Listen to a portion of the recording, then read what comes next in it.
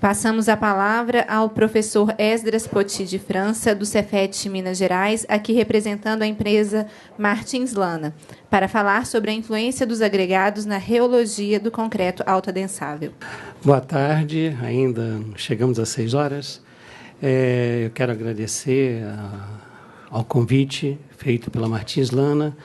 Quando ela me convidou para fazer essa apresentação, uma das primeiras coisas que eu tive a curiosidade de olhar foi o tempo da apresentação. Realmente era um tempo bastante curto, em torno de 15 minutos, e geralmente a gente que dá aula há muito tempo e está acostumado a falar 1, 2 horas, 15 minutos normalmente serve só para a introdução.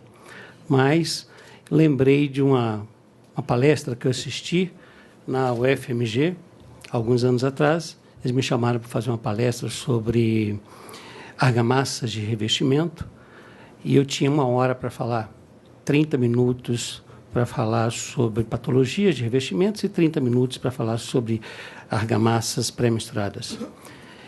E antes de começar a apresentação, o pessoal me chamou da coordenação da mesa e falou que eu ia gastar 3 minutos do meu tempo, porque o outro palestrante iria fazer uma palestra. O pessoal da Votorantim chegou para fazer uma palestra sobre argamassas ensacadas e pediu os 3 minutos. Falei, é impossível a pessoa fazer uma palestra com 3 minutos. Foi a melhor palestra que eu assisti até hoje. Foi perfeita, deu o recado, tranquilo e tal.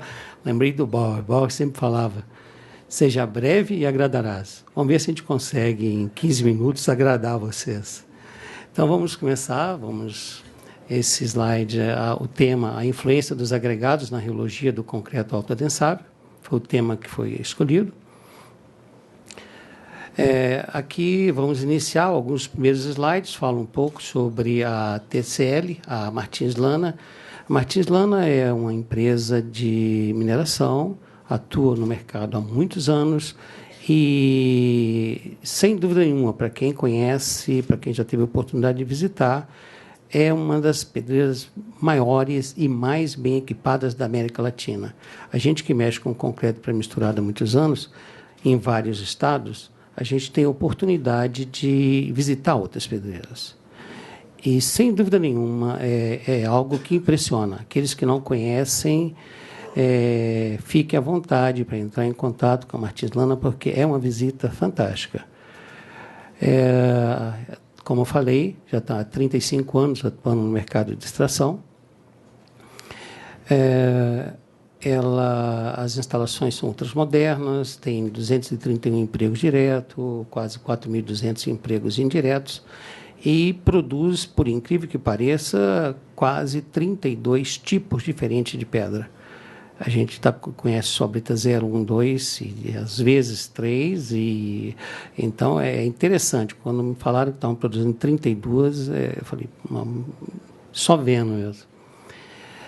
Aqui tem alguns exemplos dos materiais que são fabricados, são produzidos pela Martins Lana, as areias industriais, grossa, média e fina, e nesse trabalho nós estamos focando a utilização das areias finas. E quando falo fina, é muito fina. As britas 00, pedrisco, né? A brita 0, 1, 2, 3, 4 e 5, que foge da classificação normal que nós conhecemos, até brita 3, seriam britas 4 e 5, já não mais para concreto, seria quase pedras de mão. O que eles chamam de calçadão, que é mais para pavimentos, né? Os pós de pedra, os matacões e as britas graduadas para compactação. Uma coisa que se destaca também é a preocupação com a questão do meio ambiente. Hoje ela serve de modelo para o pessoal do meio ambiente, serve como referência todo o sistema de tratamento e às vezes, sistemas de tratamento, de retirada de finos via úmida. Todo o material tem um ciclo onde tem tanques de decantação, e a água que entrou no sistema para provocar a separação dos finos é recolhida e volta para o sistema, então nada é jogado no meio ambiente. É uma preocupação muito grande com essa parte ecológica. Agora, vamos falar um pouco, então, sobre o assunto de hoje, que é o concreto autoadensável. Em 1999, nós recebemos um convite para ir à França fazer um curso sobre concretos autoadensáveis. Já sabíamos alguma coisa sobre concreto autoadensável, como se conhecia na época. Basicamente, um concreto com muita água e com um slump muito alto. E mandamos um engenheiro para acompanhar esse curso. Mandamos o Guilherme Galo, trabalhava conosco. Ele falava muito bem inglês, falava razoavelmente bem francês e ele teria o melhor proveito. E o Guilherme voltou, depois de uma semana, impressionado com o que ele tinha visto.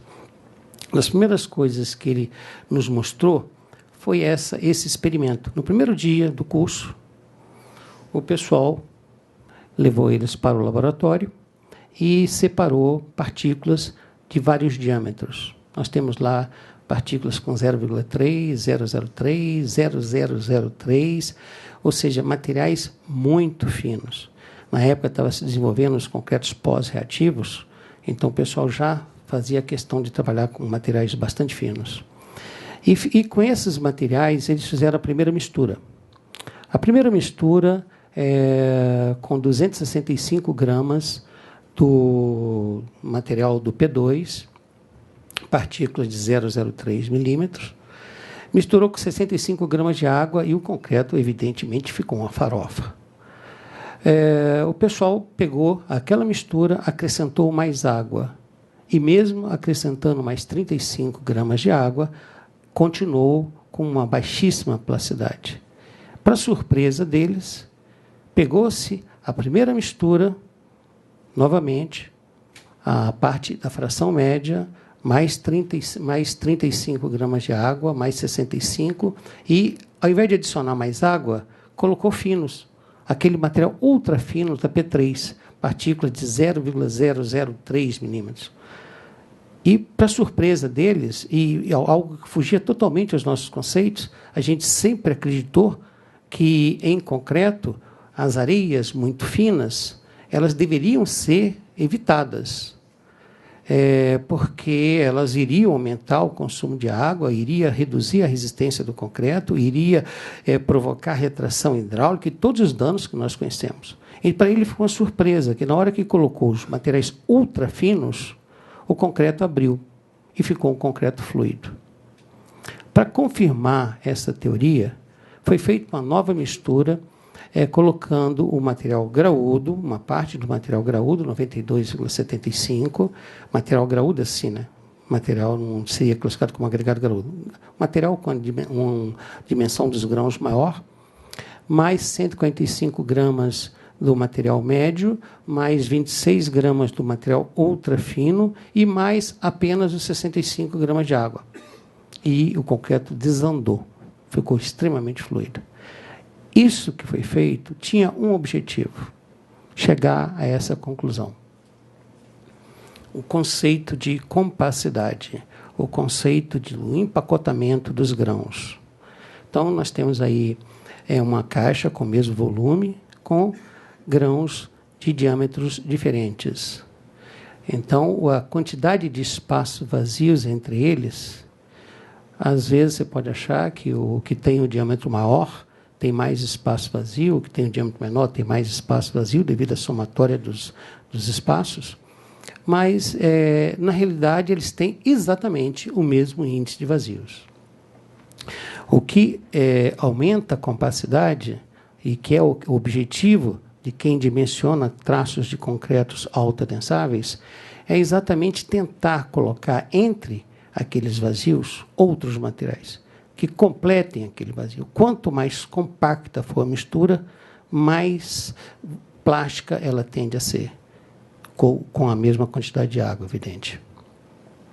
Lá na época, o pessoal entendia que o diâmetro do grão menor em relação ao diâmetro do grão maior, para conseguir um bom encaixe, deveria ser equivalente a 7 vezes o tamanho do grão maior, 7 vezes menor. Hoje, nós estamos trabalhando em torno de 6 vezes. 7 vezes a gente acha um pouco de exagero.